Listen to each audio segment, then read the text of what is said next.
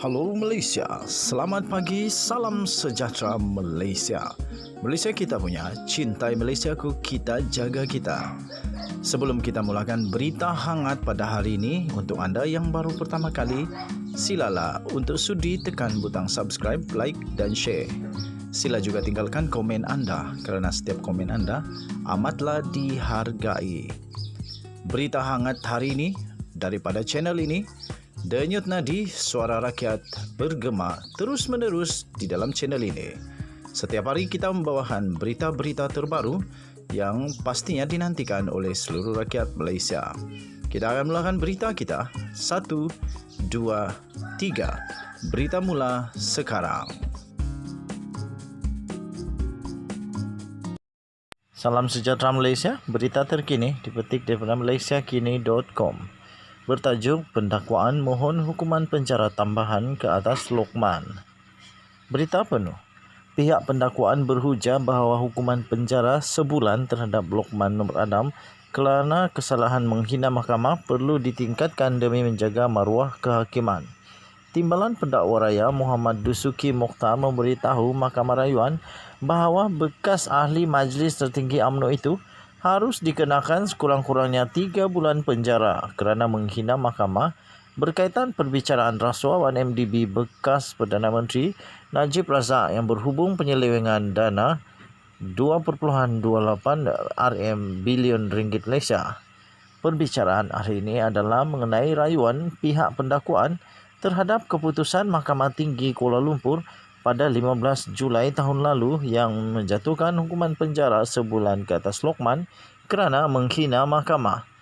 Permohonan komitel pihak pendakwaan adalah mengenai dakwaan ugutan Lokman ke atas bekas pegawai khas Najib Amhari Effendi Nazaruddin yang merupakan saksi pendakwaan ke-8 dalam perbicaraan rasuah 1MDB bekas Perdana Menteri itu.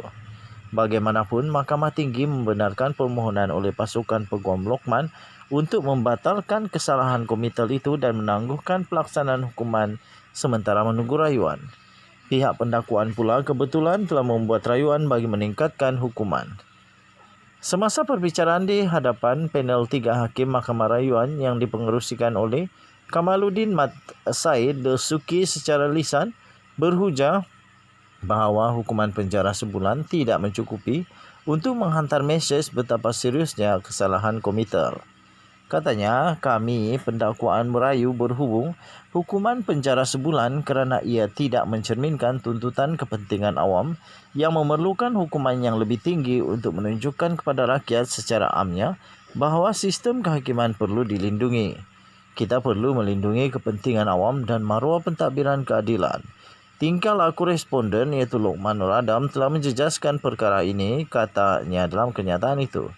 Tambahnya lagi, hukuman itu perlu ditingkatkan kepada sekurang-kurangnya 3 bulan, kata Dusuki kepada panel yang juga dianggotai oleh Hakim Nordin Hassan dan C. Muhammad Ruzima Ghazali.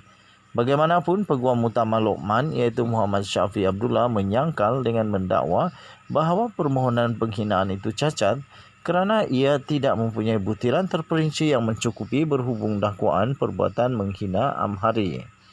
Peguam itu menegaskan bahawa tindakan Lokman membuat laporan polis terhadap Amhari bukan menghina mahkamah kerana membuat laporan polis adalah tugas awam, terutama bagi Lokman yang terlibat dalam politik. Syafi berhujah bahawa sekalipun panel hakim memutuskan untuk mengekalkan keputusan penghinaan terhadap Lokman, namun hukuman penjara perlu dibatalkan dan digantikan dengan denda kurang daripada RM2,000. Peguam itu menambah bahawa denda kurang daripada RM2,000 akan membolehkan Lokman terus menjadi calon pada pilihan raya akan datang. Perkara 48/1 Perlembagaan Persekutuan menyatakan bahawa seseorang itu hilang kelayakan sebagai ahli parlimen atau daripada bertanding dalam pilihan raya jika dia pernah dipenjarakan secara tempoh selama tempoh tidak kurang setahun atau didenda tidak kurang RM2,000. Selepas mendengar hujan lisan daripada kedua-dua pihak pendakwaan dan pasukan peguam Lokman, Mahkamah Rayuan menangguhkan penghakiman dan menetapkan 3 Oktober untuk pengurusan kes bagi menetapkan tarikh keputusan. Prosiding komitel yang difailkan pendakwaan berhubung 2 dakwaan insiden melibatkan Amhari pada tahun 2019. Insiden pertama berlaku pada 25 September 2019 apabila Lokman Nur Adam dalam temu bual video didakwa mengeluarkan perkataan berbau ancaman atau membawa maksud untuk mengugut Amhari kerana memberi keterangan kepada perbicaraan kes Najib. Insiden kedua juga pada hari yang sama berhubung laporan polis yang dibuatnya terhadap Amhari berkaitan keterangan lisan yang dibuat ketika perbicaraan 1MDB. Najib pernah menjadi Presiden UMNO dan kini adalah pengerusi Penasihat Barisan Nasional. Ahli Parlimen Pekan itu sedang menjalani hukuman penjara 12 tahun berhubung kes rasuah 42 juta ringgit Malaysia SRC International yang pada mulanya adalah anak syarikat 1MDB. SRC kemudiannya menjadi milik penuh Menteri Kewangan diperbadankan. Najib juga pernah menjadi Menteri Kewangan, pengerusi Lembaga Penasihat 1MDB dan Penasihat Emeritus SRC. Sementara itu, bernama melaporkan Jabatan Peguam Negara memohon hukuman penjara lebih lama daripada sebulan dikenakan oleh oleh Mahkamah Tinggi terhadap bekas Ahli Majlis Kerja Tertinggi MKT UMNO, Datuk Lokman Nur Adam atas kesalahan menghina mahkamah. Timbalan Pendakwa Raya Datuk Dusuki Mokhtar memberitahu Mahkamah Rayuan hari ini bahawa hukuman penjara sebulan itu adalah tidak memadai bagi melindungi integriti sistem kehakiman. Katanya, pertama sekali ini adalah kes kepentingan awam.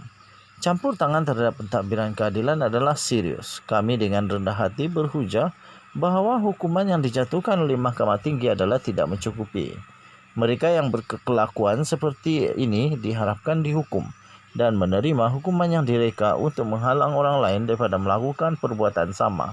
Katanya dalam rayuan balas pihak pendakwaan kepada Mahkamah Tinggi.